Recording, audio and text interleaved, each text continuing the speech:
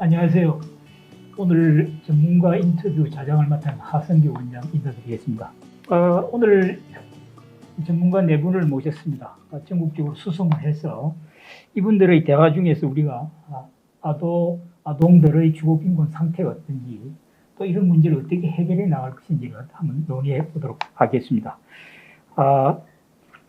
여러분도 잘 알고 계신 바와 같이 아동 주거 문제는 새로운 사회정책 분야로 우리가 해결해야 할 중요한 과제라고 생각합니다. 먼저 첫 번째 인터뷰 대상자로서 현천고등학교 2학년 최수연 학생과 인터뷰를 해보도록 하겠습니다. 이 학생은 올해 내가 그린 집 공모전 집의 의미를 잘 담아낸 그림으로 강원일보 사장상을 수상한 최수연 학생입니다. 아동들을 대표해서 집에 대한 얘기를 한번 해보고자 나왔습니다. 최수연 학생의 얘기부터 직접 들어보는데 우선 학생이 생각하는 집이란 건 어떤 의미를 가지고 있을까? 일단 이 상을 주셔서 감사하고 이 상을 받게 돼서 감사합니다. 제가 생각하는 집의 의미란 일단 의식주가 가능하고 그리고 건강함과 편안함이 보장된 곳이라고 생각을 합니다. 그래. 학생들 사이에 혹시 친구들하고 집의 평수가 어떤가, 어떤 아파트에 살고 있는가 이런 것에 대해서 어떤 사회적 차별이나 편견이나 이런 것을 혹시 경험해 본 적이 있는지 또 혹은 목격한 적이 있는지? 아니요, 없습니다. 근데 제가 보육원에 살려보니까 저희 집 보육원 일부 아이들이 이제 보육원에 산다는 그런 게 많이 부끄러워서 그랬는지 학교 수업 끝나고 학교 시간에 집이랑 학교랑 진짜 가까워가지고 일부러 몰래 이렇게 그냥 집 쪽으로 안 가고 다리 건너다가 이제 친구들이 다 사라질 때쯤 다시 돌아와가지고 집으로 올라간 경우가 되게 많아요. 그래가지고 약간 하요. 그 빌라 같은 그 보육원인데 약간 빌라 같은 막 팻말 없고 그냥 보육원이라는 그런 팻말이 없고 네, 빌라같이 생긴 그런 보육원이면 그런 아이들 위해서 그런 게 더 좋지 않을까 싶기도 하고 근데 저는 집이랑 학교랑 1분 거리여서 저는 좋았습니다. 그래. 수연 학생 그 또래 친구들하고 살고 싶은 집, 또 내 집 마련 뭐 이런 것에 대해서 혹시 대화를 나눠본 적이 있습니까? 네, 많이 나눈 것 같습니다. 네, 어떤 내용들이지? 언니, 오빠, 선생님들이랑 주로 나누는데 언니, 오빠들이 대학교를 들어가거나 대학교를 졸업하고 이제 퇴소를 해야 하니까 집을 구해야 하잖아요. 그럴 때마다 LH 이런 것도 알아봐야 해서 직방 다방이라는 사이트에서 많이 알아보는데 그럴 때 저도 옆에서 막 궁금한 거 물어보기도 하고 그리고 TV 테레비에 그 구해줘 홈즈 막 집 구하는 이런 것도 나오고 인테리어 이런 것들도 많이 나와요. 그래서 그거 볼 때마다 궁금한 거 옆에서 또 물어보고 하면서 그럴 때 주로 집 대화를 많이 나누는 것 같습니다. 그래요. 수연 양 나이에는 아직 좀 이런 감이 있는 질문이긴 하지만은 혹시 앞으로 내 집 마련 계획 이런 거 혹시 생각해 본 적이 있어? 네, 당연히 있습니다. 어떻게 했지? 어떻게 마련을 하려고 그래?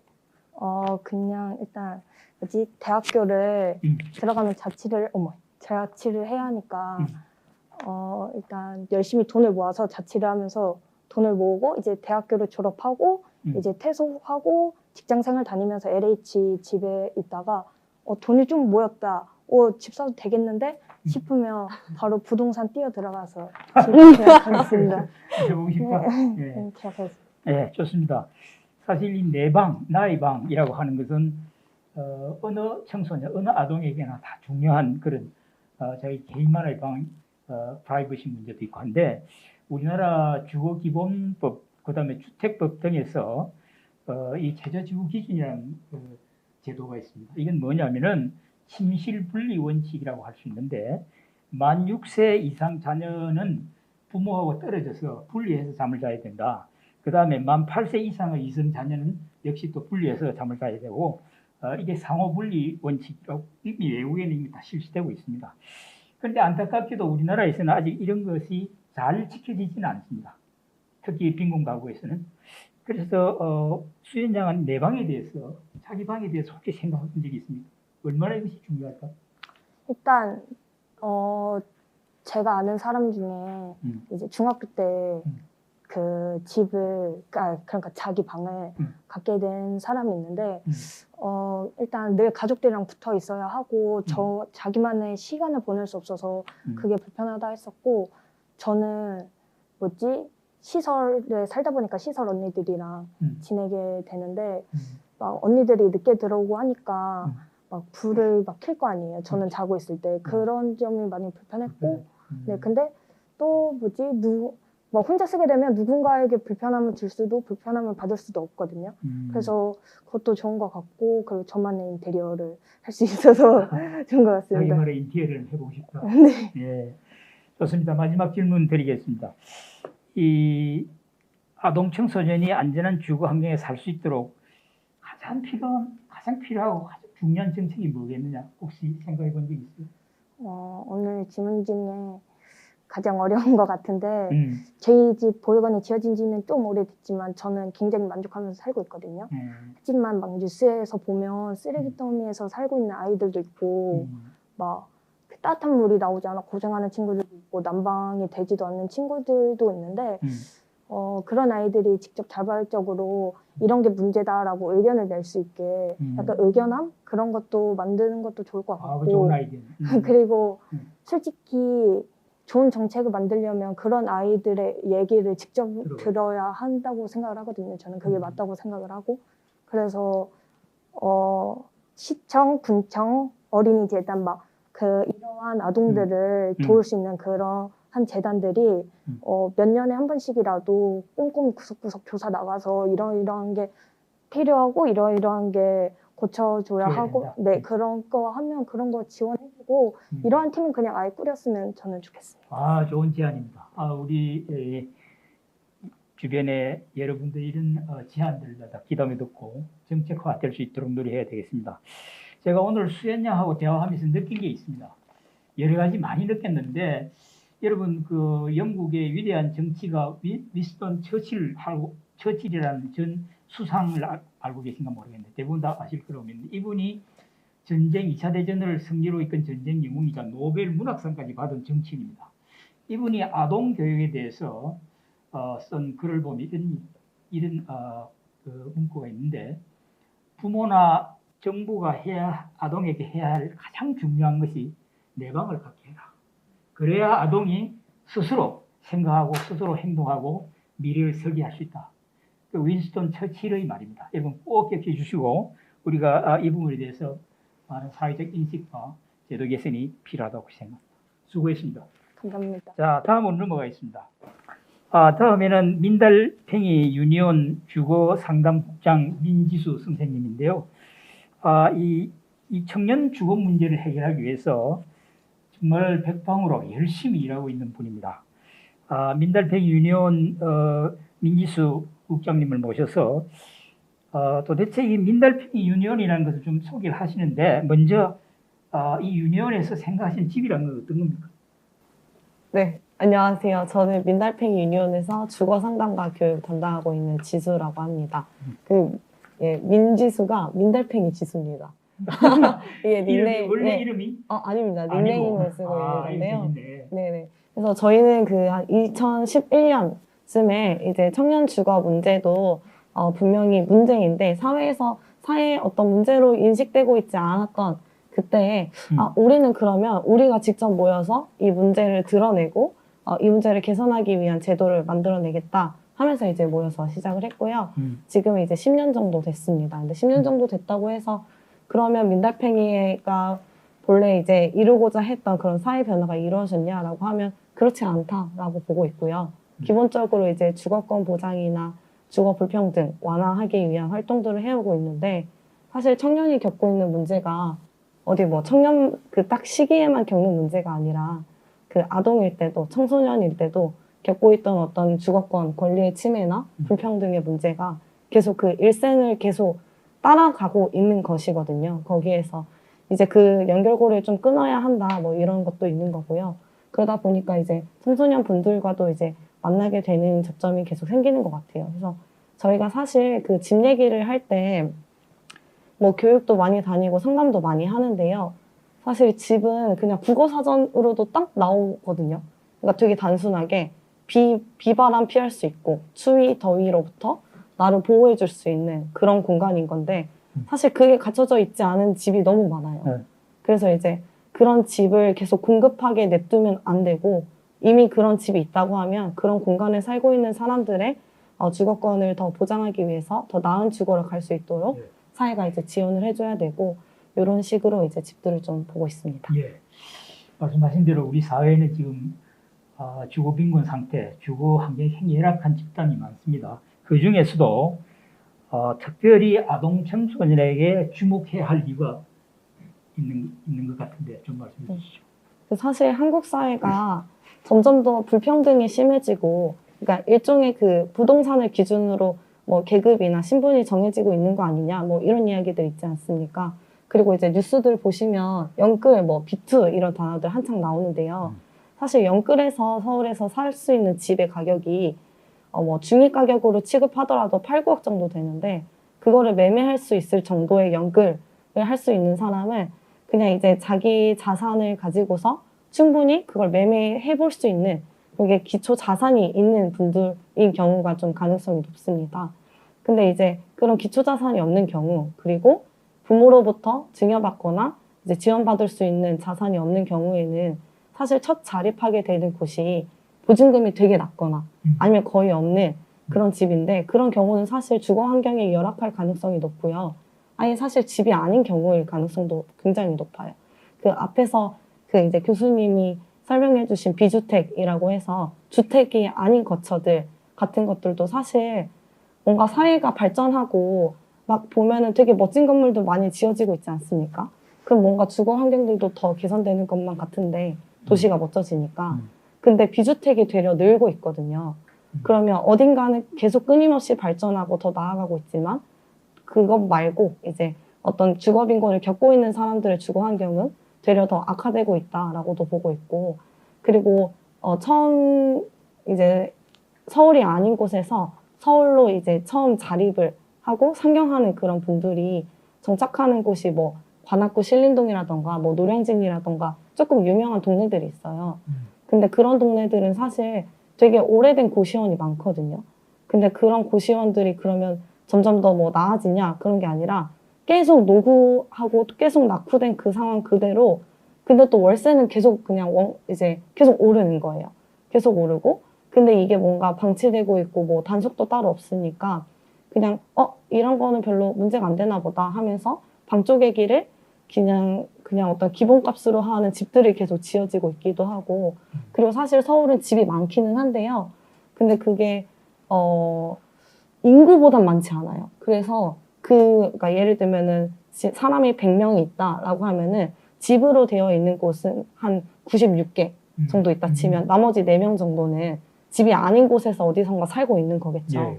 그래서 이제 그런 문제가 좀 있고, 근데 계속해서 처음 자립을 해서 이제 독립적으로 그 사회 구성원으로서 살아가야 하는 사람들이 아동이 커서 청소년이 되고, 청소년이 커서 이제 청년이 되고, 청년이 이제 사회 구성원으로서 자기 근로소득을 벌고 자기 집을 마련하는 그런 기반을 다지는 건데, 근데 그게 다질 수 있는 여건이 주거 환경 자체도 안 되어 있고, 근데 근로소득과 불로소득의 차이는 너무나 크고 하니까 이 문제를 사실 해결하지 않으면 저는 미래 사회가 되면 될수록 더 격차는 커질 것이다.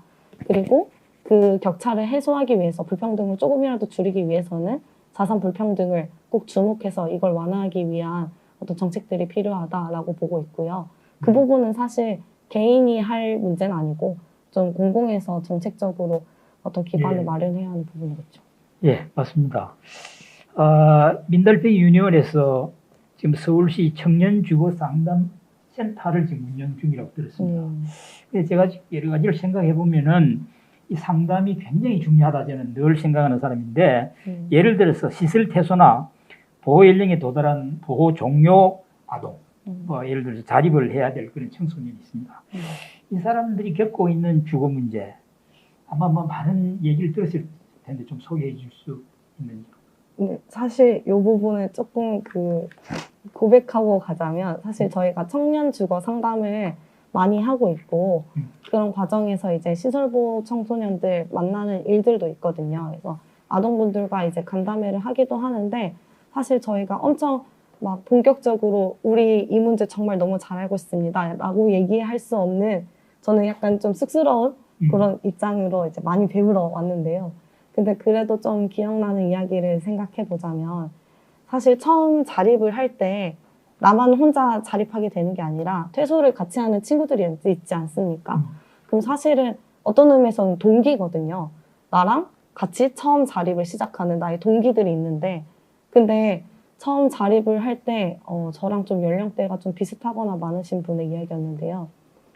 처음 자립을 할 때 그리고 어떤 터전을 마련하고 뭐 일을 배우고 하면서 사실 그게 미래에 대한 기대나 설렘 같은 게 있어야 되는데 그것보다는 좀 더 좌절하는 경험이 많았다고 해요. 예를 들면 이게 사실 퇴소할 때 지원되는 돈이 너무 협소하거든요. 그러니까 그 돈으로 엄청 되게 괜찮은 집을 그러니까 보증금이라도 이제 마련할 수 있지 않고 대려 이제 월세로 좀 그냥 소진할 정도의 그 정도 수준의 이제 금액 지원인 건데 그런 금액이나 어떤 일자리가 그렇게 안정되어 있지도 않은 사회 환경 속에서는 약간 그냥 그 돈을 소진하고 그 돈이 끝나는 시점을 자기 삶이 끝나는 시점으로 보는 사람들도 있는 거예요. 근데 그런 친구들이 이제 동기들 몇몇이 계속 그런 선택을 한다고 하면 이게 사실 이제 미래를 나아가는 어떤 순간에 계속해서 나는 뒤를 돌아보게 되고 이제 친구를 잃고 그런 경험을 하게 되는 거죠. 그래서 저는 이게 사회가 어떤 의미에서는 그 청소년의 자립을 어떤 개인의 자립으로 이렇게 보고 있지 않고 너에게는 원가족이 있겠지, 너를 도와줄 누군가가 있겠지를 전제로 해서 굉장히 가족 중심으로 어떤 복지체제를 만들어 놓거나 하다 보니까 이제 사각지대에 놓이는 그런 청소년들이 생기는 것 같고 그래서 확실히 좀 더 직접적이고 그리고 되게 엄청 적극적인 정책이 필요한 것 같아요. 그러니까 이게 사실 보증금 너무 비싸가지고 저는 그 전세 보증금만 아니라 월세 보증금도 진짜 높거든요.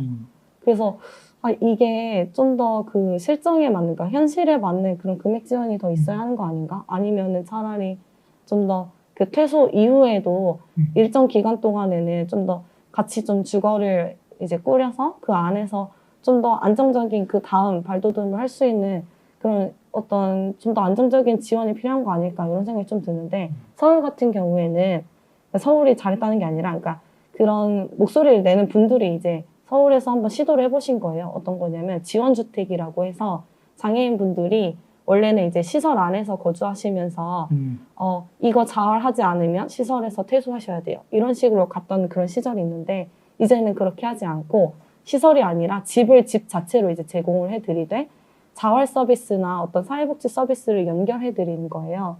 그러면서 거주는 거주 그대로 이제 권리이기 때문에 그건 그것대로 지켜드리고 그 외에 근데 그 사람이 사회에서 잘 자립하실 수 있도록 지원해주는 서비스를 연계해 주시는 거죠. 그걸 이제 지원주택이라고 하는데 저는 이게 시설에서 나와야 하는 청소년들에게도 좀 적용되면 좋겠다 싶은 생각이 듭니다. 그러니까 집은 집대로 필요하고 그럼에도 이제 그 다음 자립을 좀 더 안정적으로 할 수 있는 어떤 서비스도 좀 같이 결합되는 것도 되게 좋은 일이겠다 싶어요. 지금 말씀하신 게 말이죠. 서구에서는 영어로는 스포티브 하우징이라고 하는데 예를 들면은 거리에 잠을 노숙자라든지 여러 가지 이런 주거 빈곤을 겪는 사람들을 단순히 뭐 병원에 입원시키고 뭐 이렇게 하는 게 아니라 주거를 중심으로 집을 중심으로 다양한 지원 사업을 해서 이분이 자립할 수 있도록 만드는 것은 제도인데 아주 좋은 말씀입니다. 다음 질문은 작년도 보니까 슬기로운 연구생활에 책을 냈더라고요. 이게 청년주거 작은 연구 모임에서 나온 것으로 지금 알려져 있는데 이 책에서 보면은 여러 가지 우리 사회에 만연해 있는 주거 불평등 우리는 지금 다 느끼고 있고 또 그걸 아주 자세히 분석을 했고 이 코로나 환란 속에서 겪는 문제 뭐 기후 위기 이런 시대에서 겪는 문제 등을 잘 다루었습니다. 굉장히 흥미로운 그런 내용을 다루었는데 이런 상황에 있는 아동 청소년에게 앞으로 우리 사회가 어떻게 접근해야 하는지 상당히 무겁고 중요한 질문인데 혹시 그동안 이 책을 통해서 뭘 많은 제안들을 하신 걸로 알고 있는데 좀 소개해 주시죠. 네, 일단 그 연구는 저희 민달팽이 유니온이 이제 청년 주거 상담이나 교육을 쭉 해오다가 이제 SH라고 서울에서도 이제 주택 정책들을 적극적으로 그렇게 운영하는 공격이 있습니다. 근데 거기에서 이제 청년 주거 상담센터를 시작하게 됐고요. 그 사업을 이제 민달팽이 유니온이 운영을 하고 있습니다. 그리고 그러한 민달팽이 유니온이 이제 청년 주거와 관련된 어떤 이슈들을 연구하고자 하는 분들에게 이제 지원을 해드리고 있고, 그렇게 해서 이제 연결된 분들이 이제 연구를 하신 내용인데요. 그 내용은 그러니까 기후 위기를 조금 앞서서 그 지금 코로나19 때문에 다들 막 이렇게 뭐 일자리를 잃는 경우도 있고 아니면 장사가 안 돼서 접게 되시는 분들도 있잖아요. 근데 그거에 더 앞단에는 그러니까 본인의 집에 고립되는 경우 혹은 고립될 집조차 없어지게 되는 그런 이제 굉장히 심각한 주거 위기를 겪는 사람들이 있는데, 근데 이제 기후 위기를 연구하시는 분들 입장에서는 코로나는 시작이고 코로나보다 더 큰 이제 기후 위기 시대에는 더 많은 사람들이 집에 어떤 위기를 겪게 될 것이다, 이런 이야기를 합니다. 그러면서 예를 좀 들었던 것은 사실 집은 물리적 공간만의 의미가 아니라 사실 집에서 이게 심리적으로 집에서 불안해지잖아요.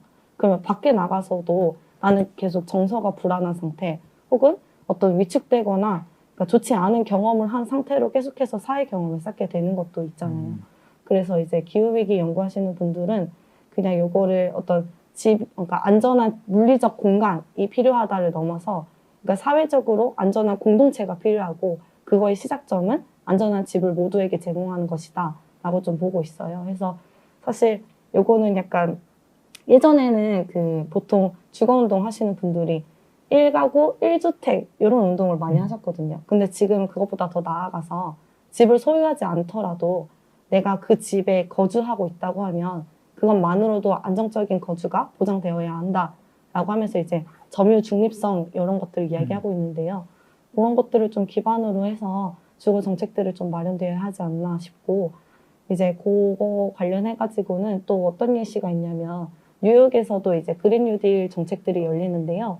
그런 곳은 환경운동 단체랑 주거권 운동 단체들이 같이 결합을 해서 사실 기후 위기에서 가장 약자들이 겪게 되는 가장 큰 위기 상황은 주거 빈곤 문제인 거고, 그거를 해결하지 않으면 이 위기에서 어떤 개인들이 안전하기 어려울 것이다, 그런 얘기들을 해오고 있습니다. 잘 알겠습니다. 마지막 질문입니다. 사실 말씀하신 내용을 이렇게 우리가 음미를 하고 생각을 해보면 우리가 풀어야 할, 또 해결해야 할 아동 청소년 주거 문제라는 것은 너무나 많습니다. 근데 대안을 우리가 마련해야 되는데 그 중에서도 여러 대안이 있을 수 있는데 꼭 한 가지, 이건 제일 필요하다 이렇게 생각할 수 있는 것 한 가지만 좀 제안해 주시죠. 한 가지요? 예. 너무 많은데요? 시간이 이제 제한되어서 어쩔 수 없이 이제 그게 가장 중요한 대안, 정책 대안. 아까 그 수연 학생이 얘기해주신 저는 그 당사자 참여 정말 중요하다 생각하거든요. 그러니까 사실 이제 저도 되게 쑥스럽고 조심스러운 거는 제가 그 문제를 겪고 있는 청소년 당사자가 아니기 때문에 완전히 뭔가 대변하기는 좀 어려운 것 같아요. 정말 그 당사자들이 내가 겪고 있는 문제를 뭐라고 생각하는지, 어떤 게 개선되어야 한다고 보는지, 그걸 되게 충분히 듣는 창구가 필요하고, 그거를 반영할 수 있도록, 그리고 그 문제가 개선될 수 있도록 노력하는 게 이제 정책과 관련된 일을 하는 사람들의 역할인 것 같습니다. 그래서 꼭 그런 이제 참여기구가 잘 마련되는 게 필요하지 않나 싶습니다. 예, 감사합니다. 오늘 정말 대화를 통해서 느끼는 게 여러 가지가 있는데, 이 민달팽이 유니온이라고 하는 단체 조직체는 2011년 연세대학 비숙소 학생들이 네, 대학생 주거권 전부터 주거 문제에 대해서 심각성을 인식을 하고 어떻게 우리 해결할 것인가라고 해서 이제 태생이 된 건데, 저는 이 민달팽이 유니온이라고 하는 이런 단체나 조직이 많아져야 된다. 이게 뭐냐면 사회 인식이 높아진다는 얘기다. 주거 문제에 대한 인식. 그 뭐 비단 아동 청소년뿐나 우리나라 전반에서, 그래서 우리가 가지고 있는 주거 불평등 문제라든지 주거비 부담의 문제라든지 또 주거 불안을 느끼는 사람들이 보다 나은 삶을 영위할 수 있다는 관점에서 앞으로 민달팽이 유니온이 더욱 발전하길 바랍니다. 감사합니다. 네, 맞습니다. 네. 자, 다음 분을 또 모시겠습니다. 강원 주거복지 사회적 협동조합 임형석 이사장입니다. 여러분, 제가 지금 나이가 좀 많은 편인 여기서는 제 나이 정도 되는 분들은 모래 사장에 앉아서 두꺼비의 두꺼와 헌집 줄게 새집 다오라는 그런 노래를 부른 적이 있습니다. 이런 지금 노래와 같이 실천 운동을 하고 있는 강원도 아이들의 헌집을 고쳐주고 여러 가지 아동 주거복지에 많은 노력을 하고 계신 임형석 이사장님을 먼저 소개를 합니다. 공통 질문인데 역시 이사장님은 어떻게 이 협동조합에서 집이라는 걸 어떻게 생각하고 계십니까? 네, 방금 인사받은 그 임형석입니다.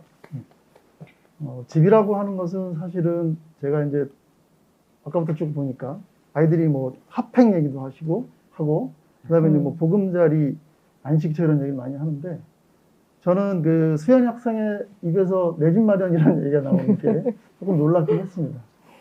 사실 나이 든 분들은 가장 큰 염원이 내 집 마련일 거라고 생각을 하고요. 저희들이 이제 주로 하는 단어도 뭐 보금자리, 내 집 마련 이런 것들이 이제 가장 큰 떠오르는 단어라고 생각을 하는데 저는 좀 직접적으로 좀 말씀을 드릴게요. 저희가 하고 있는 일과 연관해서 말씀을 좀 드려야 될 것 같은데 사실 저희에게 집은 현장이에요. 삶의 현장.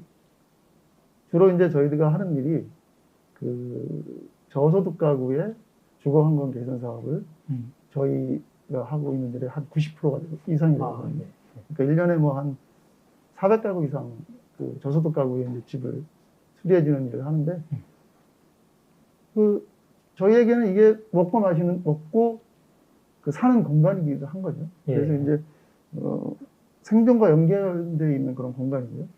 또 중요한 두 번째는 어려운 이웃과 함께하는 소통 공간인 거죠. 저희는 이제 그런 얘기를 많이 하거든요.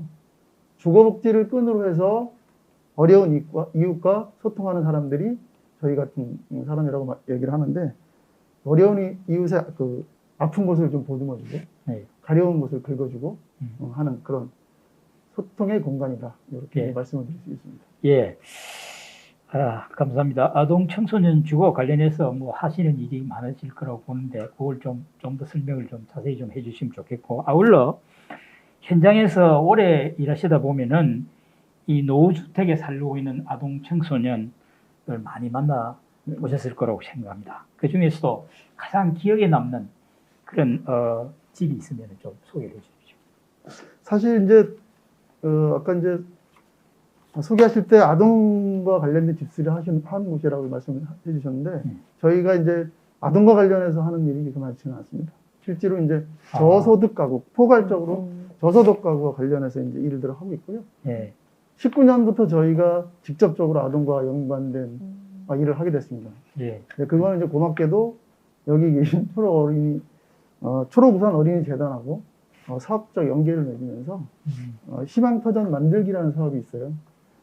그 사업은 이제 그 저소득 가구, 그러니까 주거 개선하고 에너지 효율화. 그래서 이제 에너지와 연관되어 있는 일부 뭐 창문이라든가 단열 공사를 지원해주는 그런 거 하고요. 그리고 작년부터 지금 이 사업의 주제인 것 같은데 내가 그린 집이라고 하는 사업들 이제 아까 뭐 그 원장 고주혜 센터장님 말씀하실 때 이렇게 쭉 전후 사진도 보여드리고 그랬었는데 이제 그게 저희가 이제 같이 했던 사업 중에 하나거든요. 그거는 이제 아동방을 꾸며주는 일하고 주택 개보수를 하는 사업 그렇게 이제 되어 있기 때문에 그런 사업을 하면서 직접적으로 아동의 주거 개선 사업을 하게 됐고요. 그 작년에 그래서 20년도에 우리가 초록 우산 어린이 재단하고 진행한 가구가 36가구. 그리고 이제 지역아동센터 2개소. 이렇게 해서 이제 38개소를 지원하게 됐습니다. 그리고 제가 이제 그 거주 지역이 춘천인데 춘천의 효자종합복지관이라고 좀 있습니다. 거기하고도 이런 비슷한 그 사업들을 이것도 20년부터 이제 저희가 이제 지원을 좀 하고 있어요. 그리고 아동과 연관되어 있는 사업이기 때문에 제가 또 한 말씀을 드리면 그 지역아동센터가 이제 그래도 나름 어려운 아이들이 이제 뭐 한 30-40명씩 모여서 같이 이제 그 돌봄 서비스를 받는 곳인데 그 사업이 이제 19년부터 사실 만들어졌거든요.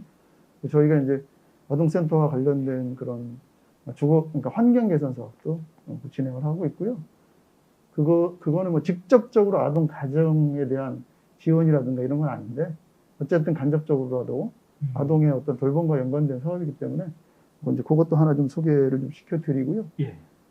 요건 조금 또 예외적인 얘기인데, 저희가 이제 협동조합, 사회적 협동조합이고 사회적 기업이기 때문에 사회공헌 사업을 해마다 진행을 해요. 근데 이제 그전에는 그냥 일반 주택을, 강원도에 있는 일반 주택, 저소득 주택은 이제 2개소 정도 지원을 해서 중앙위에서는 해드렸는데, 작년부터는 그 아동 가구 사업과 연계해서 한 가구 정도를 그 아동이 있는 가구를 지원하는 걸로 그렇게 해서 지원을 좀 하고 있고, 사실 초록 어린이 재단하고 저희가 이제 사업을 하면서 그 협동조합이 가장 크게 이제 느꼈던 거는, 저희가 아동 주거권 문제를 말로 이렇게 하고 있었지만 사업들을 계속 하면서 이게 엄청 중요하다는 것을 인식했다는 거고, 예. 협동조합 내에서도 아동 주거권에 대한 인식을 좀 더 강화하고 얘기할 수 있는 그런 계기가 됐다는 게 저에게서는 되게 중요한 예. 그런 그 연계였다, 이렇게 생각을 좀 하고 예. 있습니다. 예. 그리고 이제 노후주택 같은 경우는 강원도, 뭐 아까 김승 교수님 말씀하신 것처럼 강원도가 노후주택이 많이 되어 있다고 이제 얘기할 수 있고요. 제가 경험적으로 이렇게 쭉 본 것만 가지고 말씀을 좀 드리면, 사실은 그 그러니까 세대 간의 분리, 침실 분리라고 할 수 있고 또 공간 분리라고 할 수 있는 게 있는데, 그 문제가 가장 심각하다고 저는 보여져요. 그리고 이제 뭐 체기와 체기, 그러니까 이제 체기라고 그래야 되나? 환기와 채광이 잘 안 되는 가구들이 되게 많아요. 가보면 이제 그냥 창문 하나 있고, 겨울에는 거의 닫아놓고 살기 때문에 이제 결로가 많이 차 있고 이런 건데, 제가 볼 땐 그 2가지 문제가 가장 심각하다고 보여지고, 뭐 재래식 화장실이라든가 뭐 이런 것들이 여러 가지가 있는데, 그럼에도 불구하고 그 2가지 문제가 좀 심각하게 좀 받아들여졌고요. 4인 가구가 사는데 방 하나에 사시는 경우도 좀 있어요. 근데 이런 경우 되게 안타까운 거는, 방이 하나인데 월세 가구일 경우, 그거 뭐 저희가 해결할 수 있는 대안이 없어요. 그러니까 이걸 어떻게 분리해서 방을 하나 만들어주고 뭐 이렇게 할 수 있는 대안이 없다는 게 이제 가장 안타깝고요. 아까 이제 말씀하신 것처럼 몇 가지 사례를 좀 말씀하셔서 얘기를 드리면, 이동식 화장실을 사용하는 가구가 있었는데, 예.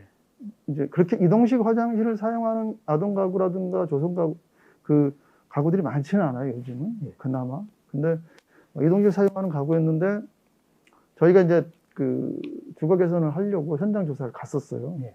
근데 저희가 갔던 그 시간에 마당에서 용변을 보고 있었어요. 그런데 뭐 끊으라고 얘기할 수는 없잖아요. 이제 그런 상황이 된 거예요, 사실은. 근데 예. 저희도 당황스럽지만, 아이가 얼마나 당황스럽고 자존심이 많이 상했을까, 이런 생각을 하게 됐었거든요. 이제 그런 가구가 있었고, 이제 거기는 저희가 이제 다행히 수세식 화장실을 설치할 수 있는 공간이 있어서 정화조 설치하고 연결해서 수세식 화장실을 만들어 드렸어요. 그런 경우가 있었고요. 그 다음에 이제 4인 가구 같은 경우가 방을 이제 4인 가구가 있었는데, 주방하고 방이 하나 있어서 방을 같이 썼어요. 그래서 조선 가정인데, 할머니는 주방에서 주무시고, 할아버지하고 아이들, 손자 둘은 방에서 잠을 자는 그런 가구였어요. 그래서 이제 저희도 가서 딱 현장을 보면, 이게 최저 주거 기준에 맞지 않기 때문에 이거를 이 집은 가장 필요한 게 공간 분리라는 생각을 하기 때문에 침실 분리를 작업을 하게 되거든요. 예.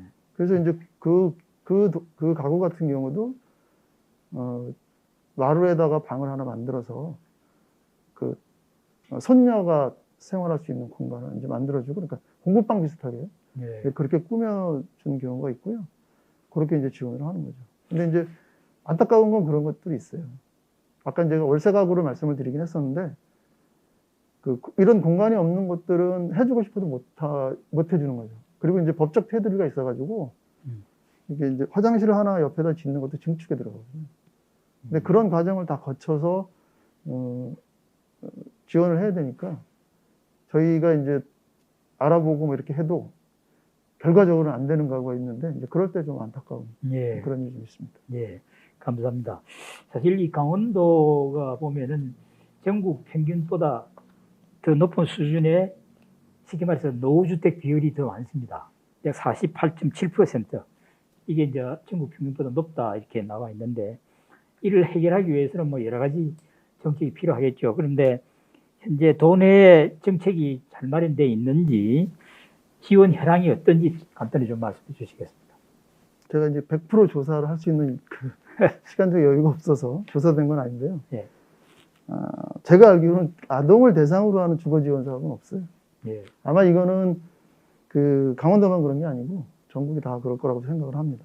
예. 아까 이제 그 민달팽이 그 민지수 국장님께서 이제 청년과 관련된 어려운 얘기 하셨는데 청년보다 더 어려운 게 저는 아동이라고 봐요. 청년을 대상으로 하는 정책들은 그나마 자꾸 조금씩 만들어지고 있거든요. 네. 근데 사실은 아동을 대상으로 하는 건 거의 없어요. 예. 그 19년 10월에 그러니까 주거복지 로드맵 차원에서 로드맵의 일환으로 나와 있는 게 이제 아동 주거권 보장과 관련된 그 주거 지원 대책이 발표가 됐는데 거기 아동과 연관된 거는 그 공공임대주택의 지원하는데 가점을 주는 것밖에 없거든요. 예. 근데 이제 공공임대주택이라는 게 도시에는 지을 수 있고 이런 거지만 시골에는 그런 걸 지을 수도 있는 것도 아니죠. 사실은 도시 위주의 어떤 정책이라고 좀 보고 그래서 좀 한계가 있다 이런 좀 것이 보여지는 거죠. 그 화면에 이제 그 도표가 나와 있는데 보시면 저희가 이제 저소득 가구 환경 개선 사업이라고 말씀드렸잖아요. 20년도에 저희가 강원도에서 저소득 가구 지원한 내용의 아동 가구가 그럼 얼마나 되는지를 좀 간단하게 좀 뽑아본 거예요. 그래서 그 4개 시지역하고 4개 분지역이 있는데 아동 가구 지원한 그거는 10%가 안 되는 거죠. 한 8% 정도.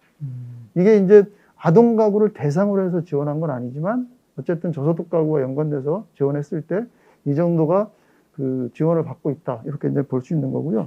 농촌 지역보다는 도시 지역이 아동 지원이 좀 많다. 이렇게 좀 볼 수 있고. 그 도표에 나오는 것처럼 저희가 한 380가구를 지원을 했는데, 노인 가구가 한 270정 가구 정도 되거든요. 그러니까 이제 고령화 사회를 좀 반영하는 거라고 볼 수도 있고, 전체적으로 이제 노인 가구의 비중이 훨씬 높다는 것을 이제 표에서 좀 볼 수 있습니다. 예, 뭐 시간 이제 거의 다 돼가는데 마지막으로 질문 하나 드리겠습니다. 이 강원도 아동 청소년 주거 빈곤 문제를 해결하기 위해서 이사장님이 생각하실 때 꼭 이것은 선행돼야 되겠다, 꼭 필요하다는 걸 좀 말씀해 주세요. 간략하게. 저는 아동 가구가 그 주거복지 사각지대 얘기를 많이 하는데 제일 많다고 좀 생각을 하고 있습니다. 예, 예. 그리고 그 강원도 제가 그 주변을 봐더라도 가보면 다 사각지대라서 저희가 지원할 수 있는 게 없어요. 아동을 독립된 인권으로 보는 주거 지원 정책이 저는 만들어져야 된다고 생각을 하고, 물론 이제 당연히 실태 조사가 돼야 되겠죠.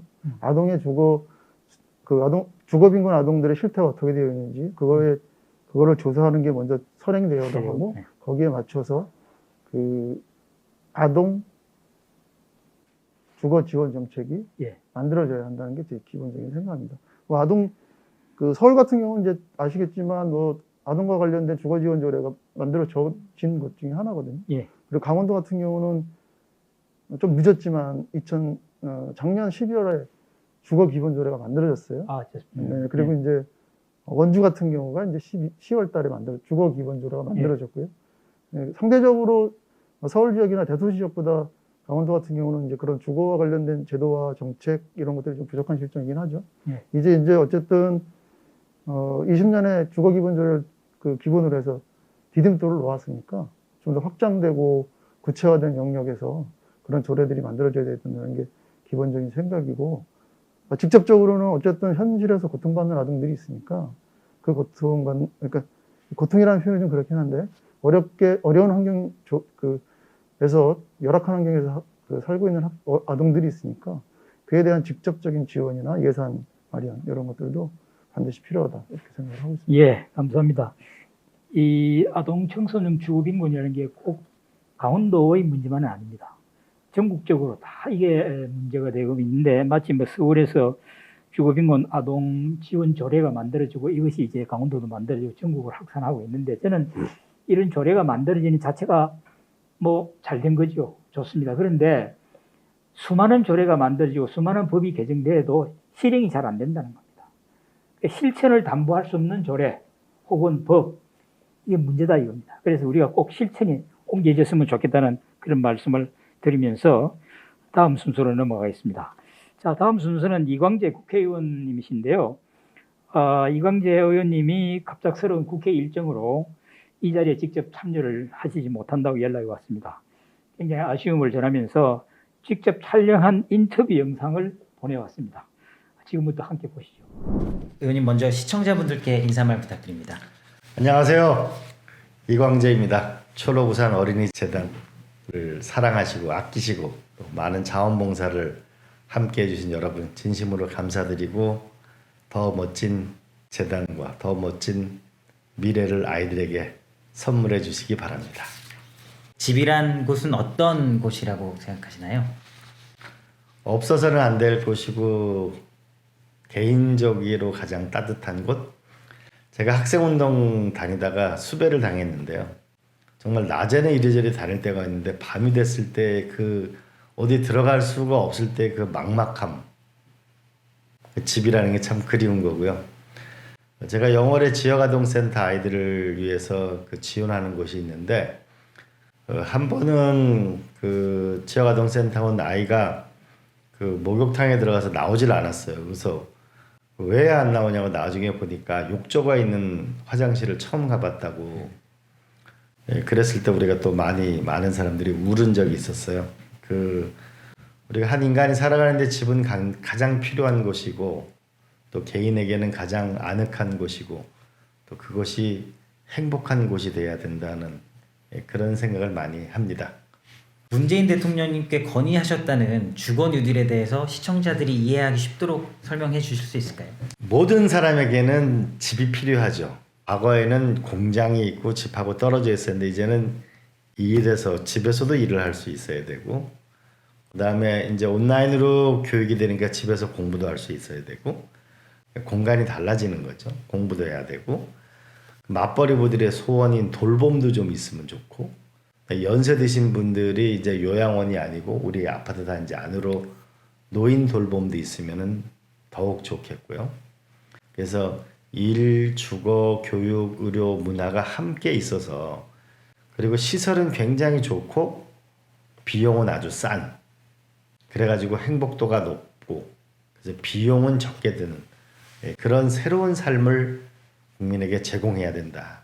이게 기본소득에서 가장 중요한 거라고 생각합니다. 아동들의 주거 빈곤 문제를 해소하기 위해서는 변화가 필요하다고 보이는데요.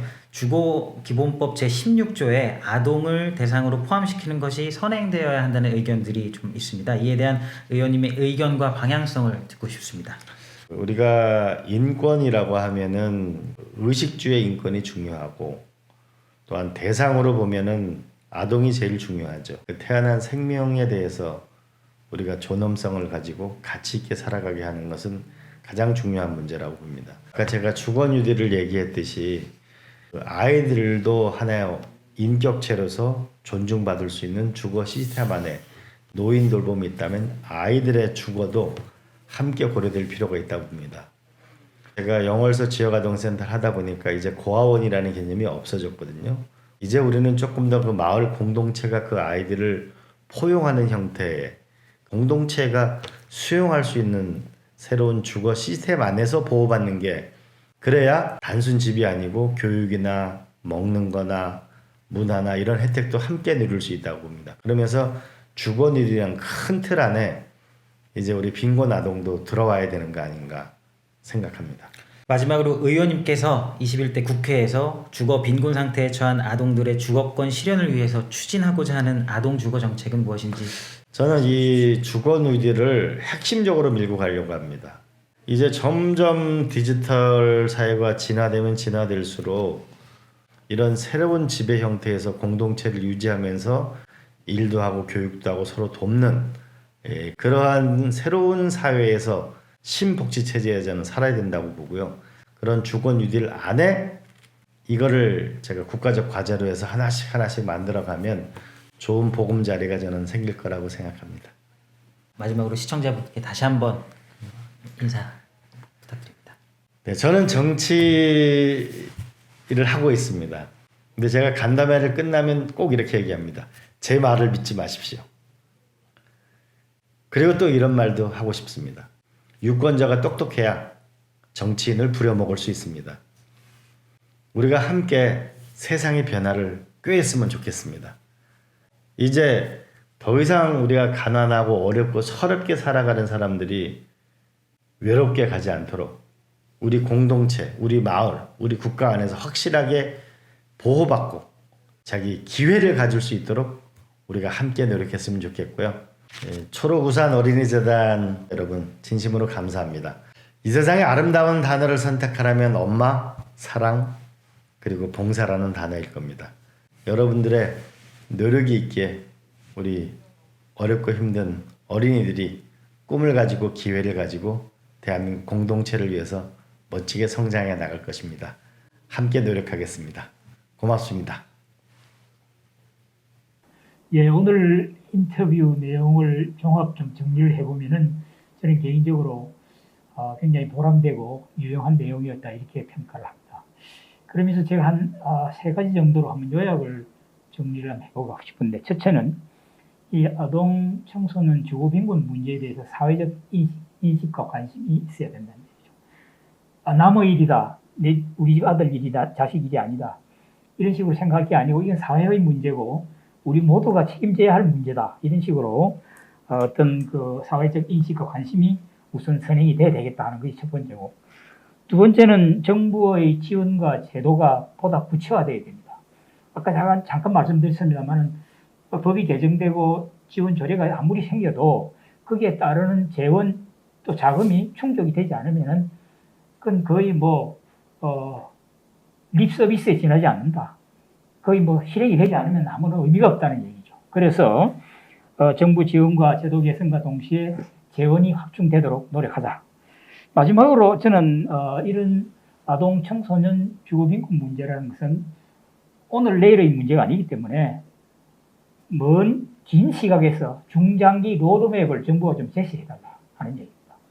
이건 뭐냐면 우리 국민들이 모두 인식을 해야 되고, 또 실제 그 주거 빈곤을 느끼고 있는 아동이나 청소년이 우리가 앞으로 이렇게 살면은 주거에 대한 희망이 있다는 걸 보여줘야 된다는 얘기죠. 그런 점에서 로드맵 제시를 저는 권고를 드립니다. 마지막으로 제가 몇 가지 알려드리고자 하는 것은, 화면에 지금 메일 주소가 나오고 있습니까?